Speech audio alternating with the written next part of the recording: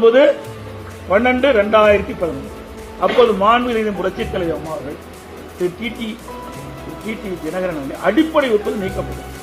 இது அம்மாவுடைய கையெழுத்து. 10 ஆண்டு காலம் கட்சியிலே கிடையாது.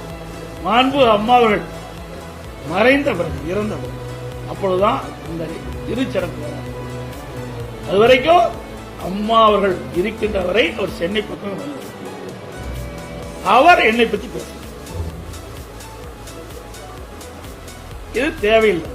அவர் எந்த உள்நோக்கத்தோட பேசுற எனக்கு புரியல. ஏன்னா தேசிய தலைவராக இருக்கின்ற ஐயா பசும்பொன் முத்துராமலிங்க தேவர் அவர்களுக்கு பாரத ரத்னா இந்திய நாட்டுடைய உயர்ந்த விருது பாரத ரத்னா கொடுக்க வேண்டும் அறிவிப்பு கொடுத்த பிறகுதான் இப்படிப்பட்ட கருத்தை சொல்லிட்டு இருக்காரு. அதுக்கு முந்தையெல்லாம் இப்படிப்பட்ட கருத்தை சொல்லல. இது என்ன உள்நோக்கத்தோடு பேசுறாங்க எனக்கு புரியல.